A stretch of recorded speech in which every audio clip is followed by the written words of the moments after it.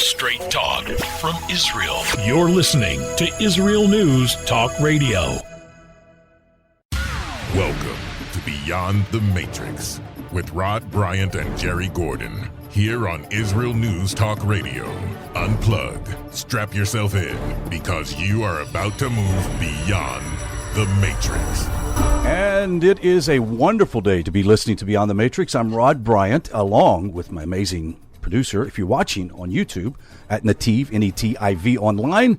My producer, Jerry Gordon, sitting there all polished up and ready to go. We have a great show lined up for you. A guest that has been on this show several times, and I'm going to let Jerry do the introduction. Ken Timmerman is a long-term friend of this program. We've had him on several times. I've known him, my God, since 1996. And basically, he is a well-published New York Times bestselling author and intrepid investigative journalist. He's actually spent a month in a PLO prison in Beirut, of all things, the thing we're going to be talking about today. His latest book is the fastest read about hijacking elections. This one concerns the upcoming November 2020 election. It's called The Election Heist. And Google that name and you can find the book, which is just published yesterday. Right. It's on Amazon and a number of host of outlets. The interesting thing, Jerry, is this is a fictional work. But right. The research has gone into this book really does point out the vulnerability of our election system, the way it's run, the electronic system, and also the paper ballot issues. There's some revelations to be had about not only Beirut and the explosion in Beirut, but also election heists. So, the Beirut blast is all about how Iran and its Hezbollah thugs have controlled Lebanon for decades. And this latest episode is dangerous because it indicates that basically Hezbollah is believing to develop rockets underneath the port of Beirut. And also, we're going to throw in that this could have a very positive turnaround if the people get a stomach full of this. Maybe they could kick Hezbollah in Iran out of Lebanon. We hope anyway. Jerry, thanks so much. We've got a great show lined up for you guys, so don't go away, and we'll be right back after these messages.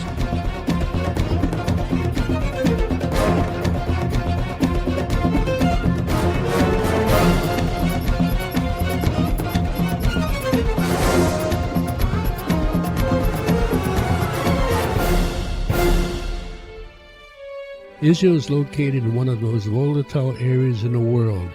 Israel is an island of stability in a sea of war and unrest. In the midst of this turmoil, Israel stands out as a beacon of order and human progress. Each week we update you on what's happening in this, the Jewish state, a true light unto the nations. This is Jay Shapiro. Join me every Thursday on Israel News Talk Radio.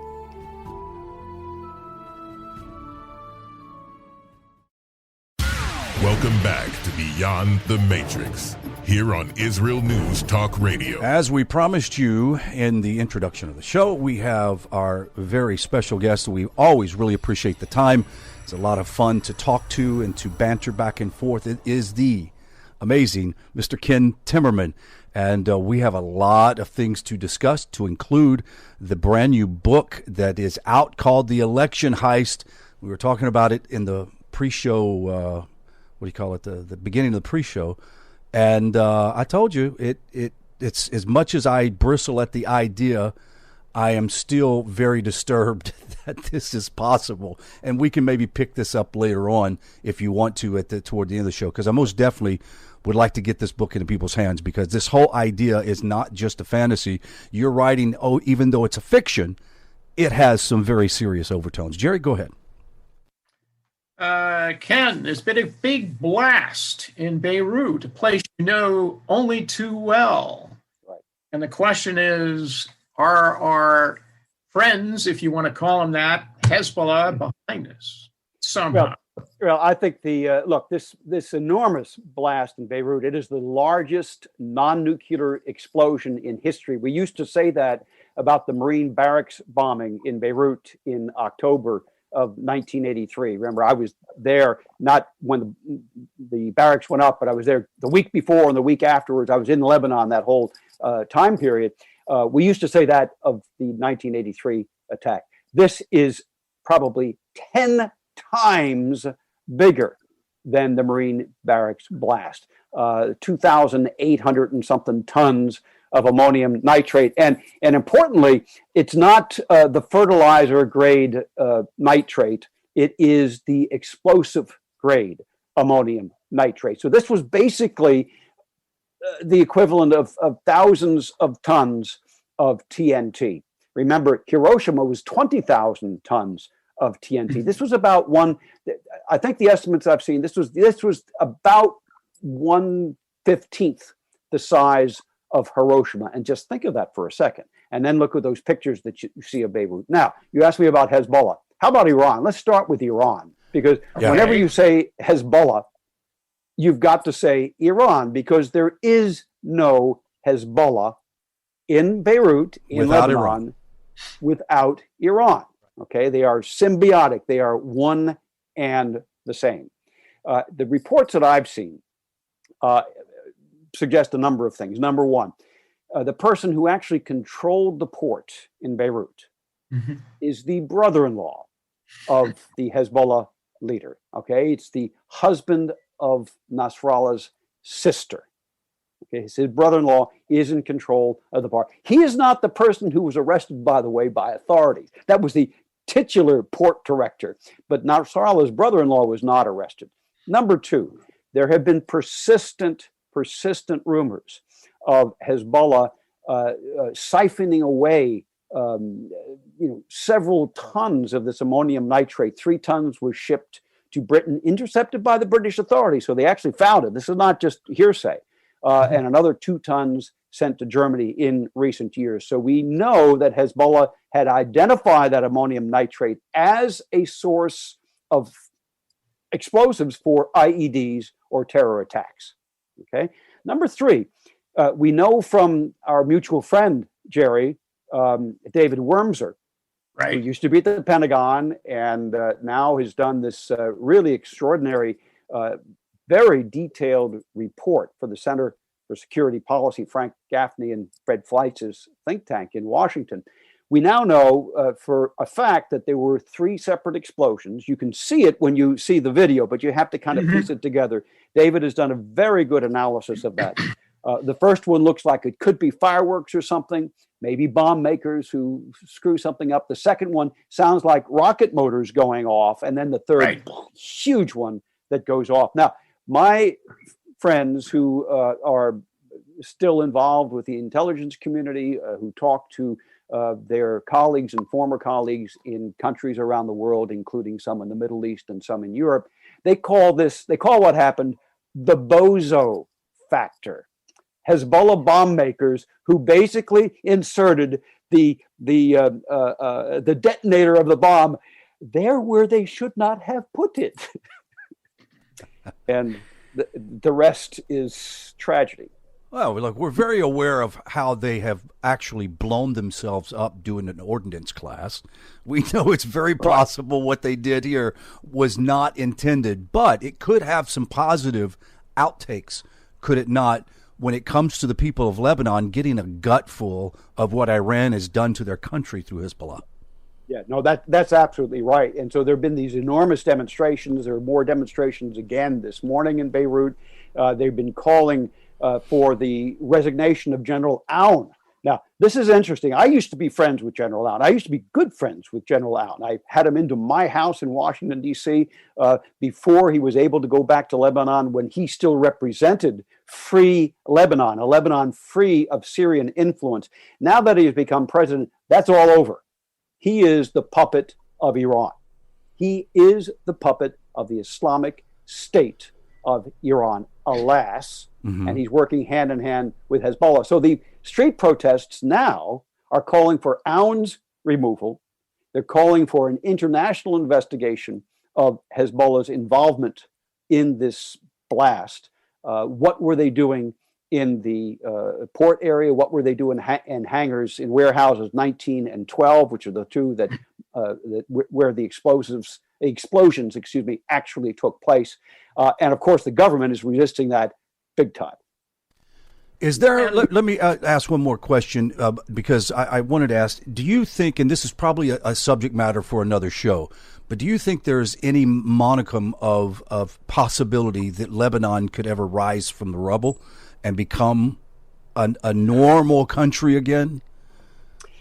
The conditions for that happening are so many that I believe in the Lebanese people. I believe in the genius of the Lebanese They're amazing people. I know too many Lebanese. I mean, they're amazing people. They go all over the world. They leave their country with nothing in their pockets, and they rise like a phoenix and become the wealthiest person here, the wealthiest person there. I mean, they have extraordinary talents and capabilities. It's what is so extraordinary, I guess, it's paradoxical. It's extraordinary that Lebanon still exists. Right. And it's extraordinary that the Iranians have been so powerful that they've been able to keep it down. That's amazing. We only have a couple of more minutes, about 4 minutes, actually. Jerry, why don't you go ahead and ask the next question? Can Israel breathe a sigh of relief at this bozo explosion in Beirut? Look, if I were Israel's leaders, I would be doing exactly what I believe they are doing, which is taking a very low profile. This had nothing to do with Israel. We have sympathy for the people of Lebanon. Israel, lit up Tel Aviv with the Lebanese flag. That got a lot of attention around the Middle East, around the Muslim world in the Middle East. Israel, I think, has done this right. They have offered to fly aid into Beirut to help the people who have been affected and their families, and I think that's just right. I would not expect any gloating from Israel, and I haven't seen any, and I think that's exactly the right tone to take. So no sigh of relief, empathy for the victims, which is what they've been showing. Something that Jerry and I chatted about before you came on was the reason why I know distinctively Israel would not do this is the collateral damage would have kept them from doing that. Oh, absolutely. That's just absolutely. This is not this has no hallmarks of an Israeli operation. Right. Let me tell you the hallmarks of an Israeli operation: the killing of Imad Mughniye in Damascus. He was the head of Hezbollah's military wing. He is also the one who was involved in 9/11, who was the liaison with Osama bin Laden and Al-Qaeda, between Iran and Al-Qaeda. He was killed with explosives in the headrest of his 4x4, and they had him in their gun sights a week or two earlier, along with somebody else. And the CIA, that was part of the operation, said, "Oh, no, you can't do it. You can't do it." And the Israelis said, "Well, it's only Qasem Soleimani." Exactly. That's a two-front. That would have been a bonus round. It would have been a bonus round. But the CIA said, no, we want to keep Qasem Soleimani alive. Now, this was during Obama. I'm sorry, this was at the end of Bush. I take it back. But for the CIA was still engaged in operations that one questions today. But Ken, didn't that bombing occur on the celebration of the anniversary of the revolution at the Iranian embassy in Damascus? I believe that's correct. It happened on the third anniversary, I think, of Hariri's. It was on Valentine's Day of Hariri's assassination in 2005. The prime minister. Correct. Well, go ahead, Jerry. What'd you say? I cut you off. I think after the break, we ought to bring up Hariri because there's been a movement afoot to perhaps release the indictments against shadowy figures involved with his assassination back in 2005. Right. That's correct. That'll be interesting. Guys, we have to go to a break, so don't go away. You have myself, Jerry Gordon, and Ken Timmerman, and we are talking about what's going on in the Mideast with the blast, and we're going to be picking up a number of other subjects that we want to get you updated on with what's happening in the Middle East. So stick around. We'll be right back after these messages.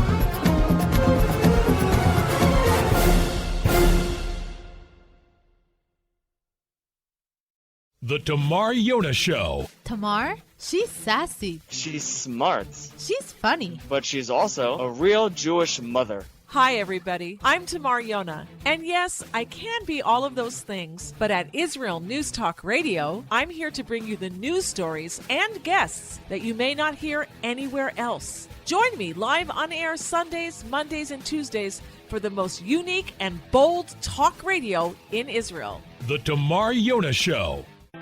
The return of the Jewish people to the land of Israel was prophesied in the Bible thousands of years ago and is coming true today. Shalom. Join me, Josh Wander, on Israel Unplugged. Listen in as we delve into the spiritual and physical aspects of the Jewish return to Zion. We'll discuss the biblically mandated, historic, and of course practical understandings of this incredible transition from exile to redemption. That's Israel Unplugged, every Monday on IsraelNewsTalkRadio.com. Psalm 23, the Lord is my shepherd, I shall not want. Did you know this psalm and many others were composed by a Jewish shepherd and musician who later became a king? Would you like to know some of the inner meanings of psalms to help you connect with God and strengthen your soul? An exciting and easy-to-read book is now available which will help you do just that. Software for the Soul, Psalms for Everyone, available on Kindle, Audible, and Amazon.com. Software for the Soul. Modesty at the beach? It isn't just about body image, it's about feeling good. Modest swimsuits, so we don't get burned by the sun. So we won't get ogled by strangers. So we'll feel free to express ourselves without the need to expose ourselves. Let Marcy Modest help you to cover up what you want, how you want. Made in Israel. Visit marcymodest.com. That's MARSEA modest.com. And get a 10% discount on your first purchase. 2 new shows on Israel News Talk Radio. The return of the Jewish people to the land of Israel was prophesied in the Bible thousands of years ago and is coming true today. Shalom. Join me, Josh Wander, on Israel Unplugged. Listen in as we delve into the spiritual and physical aspects of the Jewish return to Zion. We'll discuss the biblically mandated, historic, and of course practical understandings of this incredible transition from exile to redemption. That's Israel Unplugged, every Monday on IsraelNewsTalkRadio.com. How did a nice Jewish girl from Delaware end up living in Israel? Shalom, I'm Natalie Sapinski. Join me on my show, Returning Home. Meet different people who have moved to Israel. Hear their personal stories, their highs, their lows, and everything in between. Each week, we talk to experts on immigration and the process of moving to Israel. Listen to Returning Home every Thursday, only on Israel News Talk Radio. Welcome back to Beyond the Matrix, here on Israel News Talk Radio. We are in the second segment of the show. I'm Rod Bryant, along with Jerry Gordon, a great producer, and Ken Timmerman, the author of Election Heist. You've got to get the book. It's going to be available. It is available at kentimmerman.com, and you can also get it where else? You can get it at Amazon, but it's even simpler than that, Rod. Right. All you have to do, Google the Election Heist. Beautiful. I own it. Google the Election Heist. Yes. And you'll get there immediately. That's good. If you never thought it was possible, read this fiction account of the election heist, and it'll make you think twice. Let's get back to the questioning. Jerry, go ahead. Ken, Sky News reported today the unveiling of a labyrinth of tunnels in the port in Beirut. What do you think was going on there? Underneath the port, right. Underneath the port. I think, look, Hezbollah has got a long track record of tunneling. They've learned this from the Iranians. They've gotten the equipment from the Iranians. It originally came from Austria and Germany, these tunneling machines. They've used them to tunnel underneath the Israeli border. That was actually one of the things that set off the 2006 war when I was on the front lines with the IDF in northern Israel. They had tunneled across the border and kidnapped soldiers. So it's not a surprise that they would have tunneled under the under the port of Beirut. And my guess is this was how they were getting explosives out to use for IEDs. They may have been getting rocket motors in because some of the reports David Wormser had mentioned, there are reports that they had brought back rockets from Syria into Lebanon and hidden them away in the port in ways that the Israelis did not track them. And that would suggest that they got them into tunnels very quickly. So, yeah, I think those are credible reports. They fit the MO of Hezbollah. They fit the MO of the Iranians. There is also a good indication because of this that there was probably very extensive manufacturing going on with these weapons and explosives. Correct? Yeah, I think that's accurate as well. And it never should have happened. This was extraordinarily dangerous. The 2,800 tons, not pounds, not ounces, tons of explosives. Right. Sitting in that warehouse in the hot sun, the baking sun, for how many years now? Almost 6 or 7 years. What's surprising is that it didn't explode years ago. Well, there you go. It is surprising it didn't explode years ago. Yeah. It's just unfortunate that the Lebanese people, as we have said earlier, are an amazing, resilient people, which I'm amazed that they've continued to allow their government to exercise such disregard for the people and the citizenry, and it's really a sad situation. Well, Rod, it's not a mystery. It is not a mystery. When the Lebanese people, every time they rise up, and they have risen up several times, the Cedars Revolution in 2005, again this past year. Guess what happens? It's Hezbollah and the Iranian thugs that crack down on them, assassinate people, murder people, take them off the streets. So it's not a surprise. The Iranians do the same thing in their own country, which is why the Iranian people have been frustrated every time they rise up, and they have risen up multiple times over the past decade. It is extreme violence used by dictatorial forces that has put down these popular and populist revolutions. Ken, we had mentioned during one of the breaks the Valentine's Day massacre back in 2005 of the then Prime Minister Rafik Hariri. And in the news is a looming set of possible verdicts out of a $700 million UN-sponsored trial. What do you expect out of that? Well, I mean, we've known about the indictments for quite some time. I happen to know one of the people who was involved in the investigation of this, and it's clear Hezbollah carried out this assassination at the behest of the Syrian government as well as the Iranian government. So they had assistance from both of them at the time in 2005. And everybody knows, people have long suspected that this was the case. I can remember in one of my trips to Lebanon in the end of the aughts. We're now calling them the aughts, right? The 2000s. Must have been 08 or 09, something like that. But I arrived the day after at the airport. The day after a prominent Lebanese security official, I believe he was the captain in charge of the investigation for military intelligence, was whacked by Hezbollah. On the road from the airport, along with a guy from Middle East Airways. So I was met with. I had to go there under cover of another name. I had the guy who was picking me up had a sign, Mr. Davidov. I said, well, they have Davidov. Maybe I'll get past some of the goons. And I was just lucky enough. As I went through customs. These are not the Hezbollah customs officials you have to worry about. I was luckily taken in by Christians at the customs office. Probably the last time there was a Christian officer at Customs and Border Patrol in the Beirut airport. Otherwise, I would not be here talking to you today.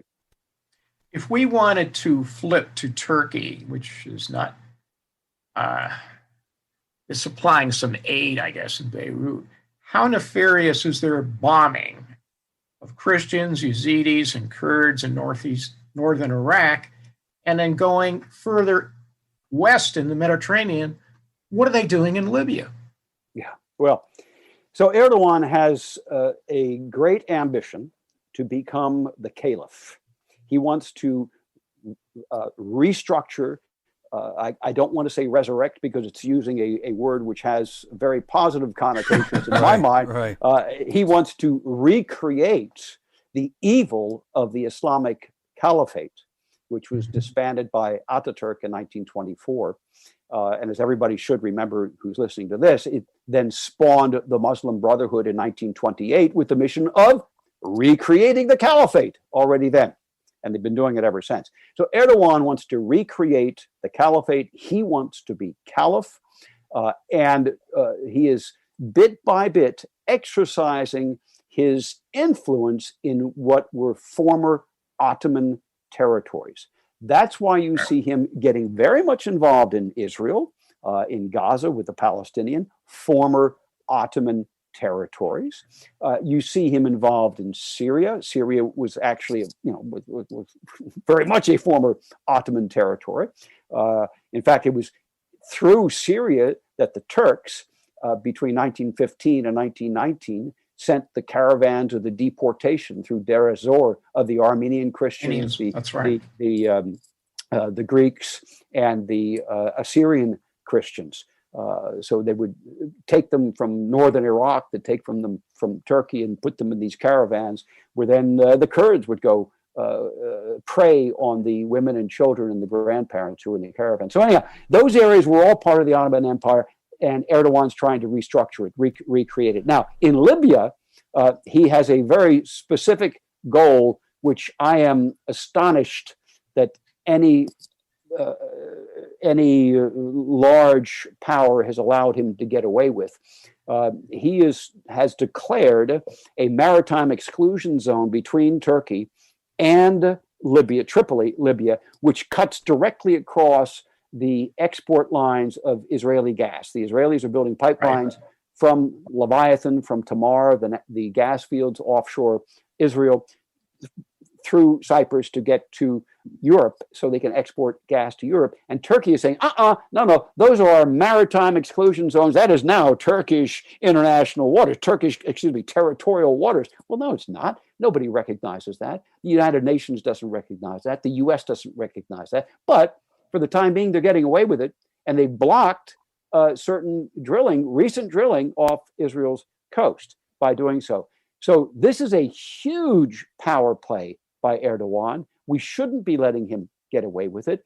And I understand that Donald Trump does not want to get us entangled in foreign wars, in unnecessary foreign wars. He believes that we should be rebuilding this country, and Lord knows there's a lot to do right now to get back to the economy that we had before the China virus came, the China plague came and infected this country. But nevertheless,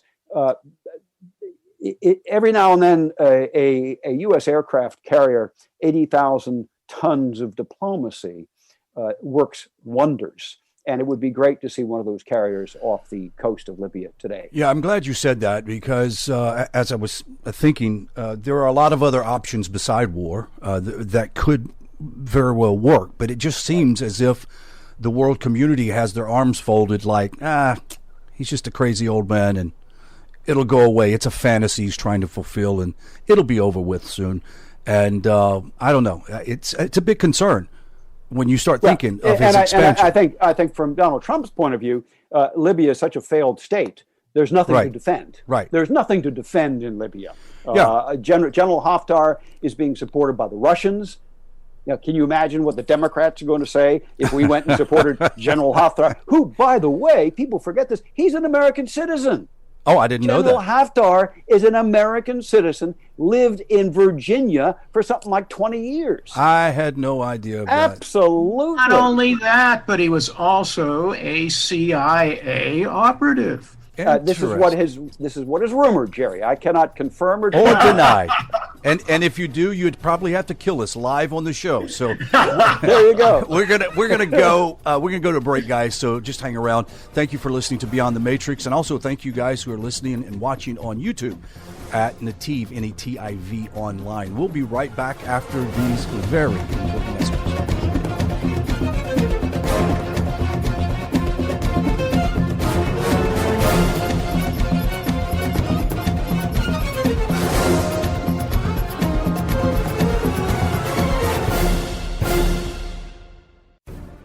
In a time where feelings have become fact, where rational thought and common sense has disappeared, one man stands above it all.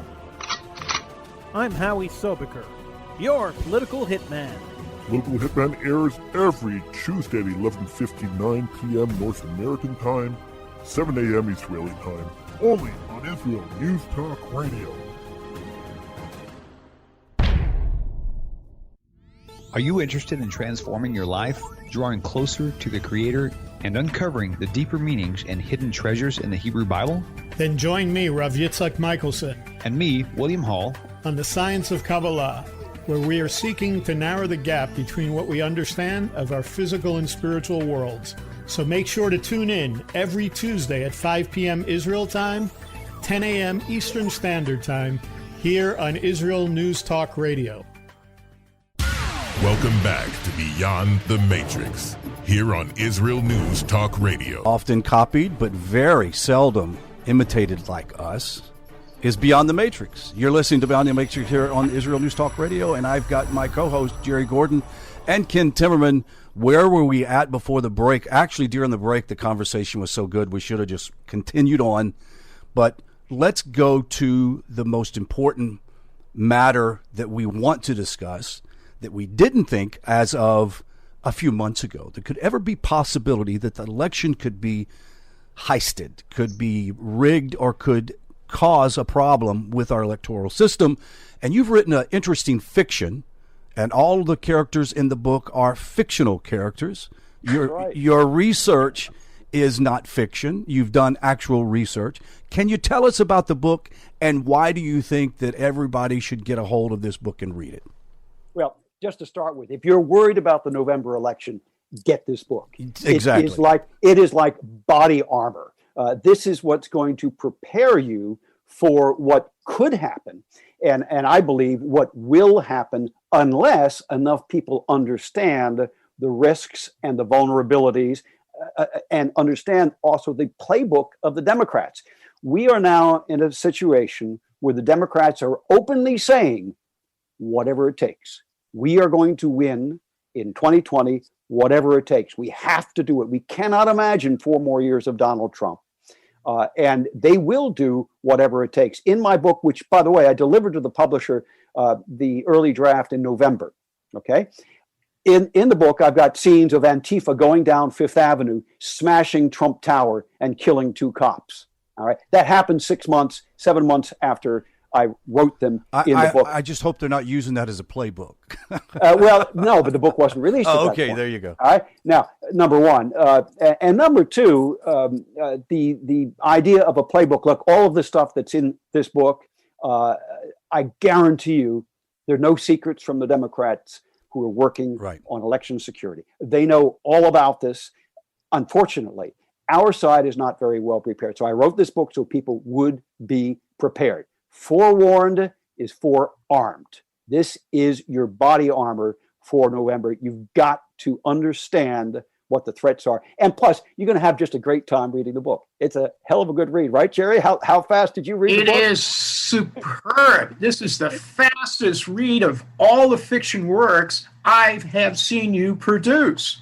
When I can sit down for 4 hours and go through 210 pages and come away blown away. I had a lot of fun writing the book too, and I got to say, so the impetus for the book, I was a Republican nominee for Congress in Maryland in 2012, and yes, some of the scenes in the book take place in that congressional district, which of course I know like the back of my hand. So I take you on the places where debates happen, the places where different meetings happen, where my main character, who's a wealthy Hispanic media star, the Republican nominee for Congress in that district, against an entrenched Democrat who has always won his elections without breaking a sweat because he had all these lobbies behind him and because it was a Democrat district. Finally, he's being challenged. And so one of the scenes early in the book is when they're at a kind of local fair in Wheaton, Maryland, which is I call it the barrio, right? The barrio, right? It is the heart of the Hispanic immigrant area. in Montgomery County, close to Washington, D.C. And so Hugh McKenzie, the congressman, is there. He said, okay, I guess I got to get up here and give my little speech. Yes, how wonderful is our diversity, yada, yada, yada. And he goes on and does this. And as he's going, he hears this kind of funny sound out in the distance. Sounds, like a mariachi band or something. And it's kind of waving towards him. And he sees this wave at the back of the tent. There's this giant tent. He can't figure it what it is. And so he kind of goes on and plods along in his dull little speech. And finally, he sees what it is. And it's his opponent, Nelson Aguilar, with the mariachi band. And they've all got these red shirts on. And Aguilar is there in a beautiful suit. And he says, and the guy's not even breaking a sweat, and it's August. He says, I better get out of here before I embarrass myself. And his campaign manager says, yeah, you already have. Right. Let me ask. Go ahead. It's a lot of fun. One of the episodes in the book that's pretty telling is the exchange with a number of media guys and the revelations that the Republican candidate was, in all places, Sderot in Israel, right, in a famous conflict, right, and the congressman he's opposing is a guy who signed off on some of the most anti-Israel behavior imaginable, right, and claims that he's in a Jewish district and the Jews support him, right? Yes, and the that's rabbis correct. support him. Right, and so again, I bring this up. There's a scene in a debate. And the congressman can't understand his opponent, the Republican, is kind of going over time, and he doesn't understand it. And he said, "Oh well, I'm telling the story. Do you want to hear the rest of the story?" And everybody says, "Yeah, we want to hear the rest of the story about Sderot, and the battle scene, because he was a war correspondent as well for TV, right? He was a TV star, right. And so he's telling the story, and he gets right to 20 seconds before the end of his time, and he says, "And while I was there, there were some people who were accusing Israel of war crime." Correct. Such as my opponent. And he said, perhaps in his time, he'd like to explain to you why he accused Israel of war crime. Boing. So it's good. Kind of fun. It's a lot of fun. They're fun scenes, and I think people are going to enjoy reading the book, as well as learning all about the Democrats' playbook to steal the election. So, Ken, I have an important question to ask. You've done some research. Obviously, you did research into the viability of something like this happening. I know that a lot of people are kvetching and complaining that, well, we don't want paper ballots because they could be, they could be modified, et cetera, et cetera. Some corruption could happen with it. But it's more than just paper ballots. We're talking about the whole electronic system. Well, actually, so I've done about 8 years of research, and in my own election in 2012, we encountered the old electronic touchscreen machines, where people would vote Romney and it would turn out Obama. They'd go back to the election. Wait a second, I voted Romney and it shows Obama. Oh, well, let's reset it and try it again. Votes Romney, it gets to Obama. And this happened again and again and again. And there were many other problems with those electronic voting machines. Well, once I started to investigate that, it turns out that the defaults, the vulnerabilities of those machines have been known for over a decade before I ran for Congress in 2012. And they're still being used all across the United States, some as the main voting system. But in Florida, for example, which has gone to paper ballots, and I spent a lot of time recently with some of our supervisors of elections here looking into how the system works now. But Florida still uses them for disabled voters or people who cannot read. So they will speak the ballot to them in Spanish or something else. So those systems still exist with all of the vulnerabilities they had then. But the big news and the big revelation in the election heist is the vulnerability of paper ballots. Now, it's a bit different from what you were saying, Ron. People have actually wanted to move to paper ballots, thinking that that is more secure, because if you ever happen to have a recount, you have the ballots and you can recount them. Okay, that's the idea. You can physically recount the ballots. What I discovered in my research is that the ballots, in fact, are never physically counted. Your paper ballots are not counted. What happens is you put your ballot into a scanner, and ta-da, the scanner creates a ballot image, a PDF. and it is the ballot image that is then counted. And so, as you'll see, part of the plot of the election heist is how the other side infiltrates behind the VPN, behind the air-gapped machines, and all these really high-tech security features that the supervisors of elections are priding themselves on having set up. And yet, the other side infiltrates all that, inserts a software bomb, and basically flips the switch. I call it the secret switch. They flip the switch and change the votes. So instead of Trump +3, it's Biden +4. That is very interesting. Jerry, go ahead. Isn't there a false flag operation that I read about in this thing? There are many different kinds of operations. I've used many different versions of voter fraud. There's you're going to learn about absentee voter fraud, about ballot harvesting, which are big things now in the news. Those exist. You're going to see how Antifa is used by the Democrats as part of their playbook to cause chaos and confusion. I've also gone into there's a play-by-play of election night, which is really tremendous. It's really a lot of fun to read because you really feel like you're there, and they don't know which way it's going. Is he going to get Pennsylvania? Is he not going to get Pennsylvania? Oh my God, where's Michigan going? And Florida, of course, it all comes down to Florida in the end. And then the Florida recount goes on for a couple of weeks. And you see all of this is I've gone into the election laws and seen, just how far they can push it. And the Democrats will try to create so much chaos that they have to certify the fake results from election night.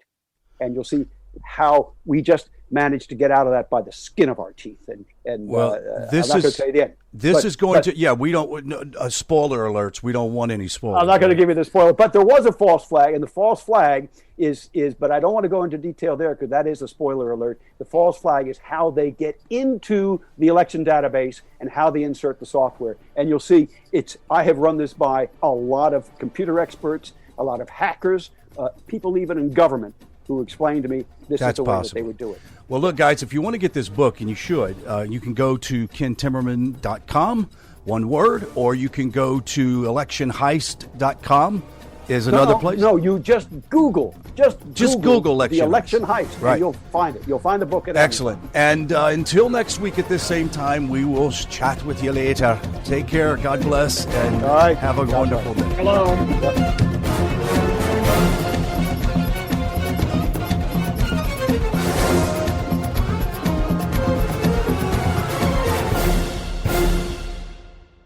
Where can you get the inside news on Israel? At Israel News Talk Radio, we're dedicated to sharing Israel's inside story with the world by providing our listeners with news on Israeli politics, current affairs, and Israeli Jewish culture. The Israel News Talk Radio homepage also provides you, the listener, with useful information at your fingertips, with scrolling news headlines, weather, currency exchange, Shabbat candlelighting times, and so much more. Our radio programming is always accessible and on demand. We operate absolutely free of charge for everyone, everywhere. If you love what we do, partner with us now by becoming an Israel News Talk Radio supporter. With your support, you'll be inscribed on our Israel News Talk Radio Wall of Fame. There's nothing like us in the world. Be part of something great. Israel News Talk Radio. Straight talk from Israel. Howdy, this is Rita from League City, Texas, now living in Israel. And though my heart may have belonged to Texas, it now belongs to Israel and all the fantastic show hosts at Israel News Talk Radio. Hi, this is Michael Solomon from Kiryat Arba, Israel. And why do I love listening to Israel News Talk Radio? Because I love listening to the interesting interviews they do and their news reporting that most other media sources don't cover. Hey, this is Nicoleko from Malmö, Sweden. It gets pretty cold here in Sweden, so I love cuddling up with a warm cup of tea while I listen to Israel News Talk Radio. Hey everybody, this is Frank Morris from Tennessee. Me and my dog Buster really love listening to Israel News Talk Radio. You're listening to Israel News Talk Radio.